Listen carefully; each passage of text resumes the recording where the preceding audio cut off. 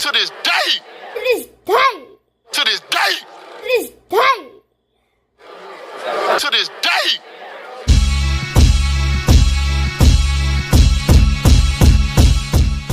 What's up, fight fans? This is Kurt DeVille with Counterpunch Boxing News, and I have some new news concerning Deontay, the Bronze Bomber Wilder. Get this.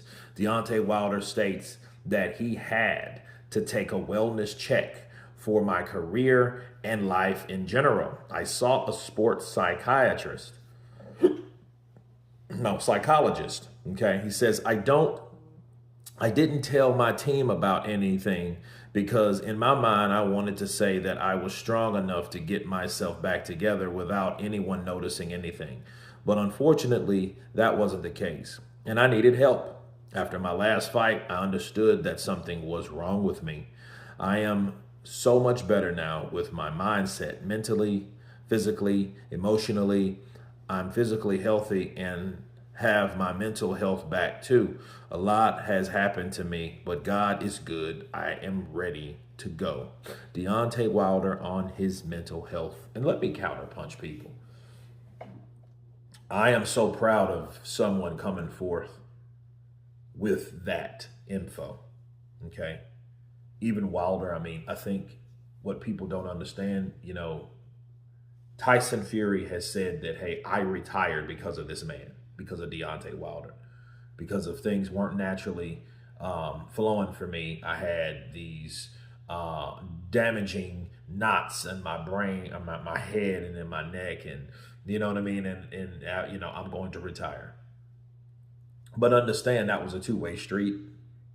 Understand that Tyson Fury also damaged Deontay Wilder. In fact, he was the one that stopped Wilder in the second fight in the 7th round and knocked him out in the 3rd fight in the 11th round.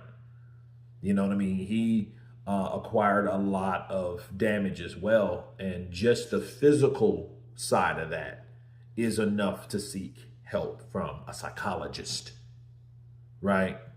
And I can respect that because so many people should have sought professional help, and a lot of people didn't because they felt they didn't have to. In fact, he didn't even want to tell his team about what he was doing, you know what I mean, until after it, of course, he did it. And that just shows you the stigma behind it, going and seeking help like, oh, that's a sign of weakness. No, it's a sign of strength.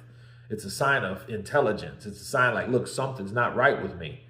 You know what I mean? I'm about to go into a fight, but I look like a damn witchcraft, ever-loving guru, a shaman. Wilder was walking around here looking like a shaman. Peace and blessings and stuff, weighing about 205. No, you're going into a fight. You got to be mean. You got to have some. You got to be in a certain mindset that you're ready to get him, and he wasn't in that mindset. Now, he didn't mention that ayahuasca, but I'm pretty sure that ayahuasca had a lot to do with his mindset. You know what I mean? And if you've had those type of drugs, which is not recommended for an athlete, okay, that I would seek professional help as well, to see if you can curve it or there's something that you can do, take some magic mind or something like that to get you through. Bars. But no, I think that Wilder did a smart move, and hopefully we can see those particular changes in this fight because he needs it. And the last thing you need is to be timid based on damage that you've acquired. Okay. And that's just the damage that I mentioned was the physical damage. What about the psychological damage? What about you was with this girl one time with your child's mom that we are accustomed to seeing since way back when, 2018 or something like that? Because that's the first time I saw her. Right. And then the last fight you were in, you were with someone totally different, acting different, you know what I mean? And, things were different. The performance was different. And then right after that, we heard from your ex that, hey, I'm putting a restraining order against you, and you wasn't even fucking home yet. And then that really raised a red flag with me because I'm like, well, wait a minute. The dude, he's not even home. He got knocked out on a Saturday, and then Monday, she's putting a restraining order against him, claiming, oh, well, he will be violent when he gets back. You know what I mean? And the timing upset me. You wait till someone does this. This isn't Minority Report. You don't place something on someone that you feel may be this way. I don't, you know what I mean? I don't buy that. Me personally, I do not buy that shit. I don't. I really don't. And that's really enough to deal with. Then we found out a lot that he was dealing with the ayahuasca and the cheating and the infidelity claims and stuff like that she allegedly done or whatnot. You know, so you heard a lot about that stuff too. And that's enough. And I know that personally. That's why I felt him on that. That's enough to just really push you over. And it's enough to really definitely throw you off your focus.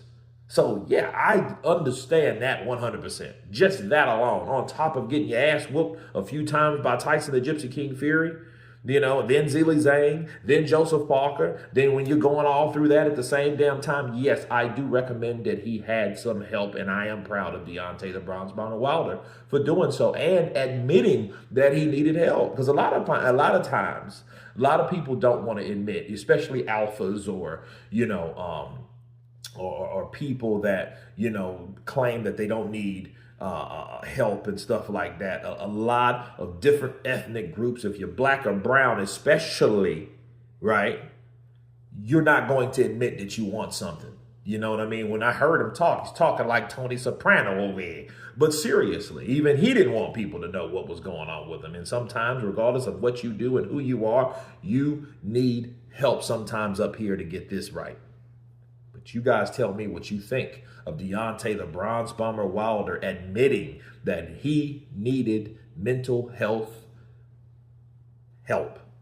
Of course, please subscribe. The week of Wilder is here, and you guys been Counterpunch. Peace!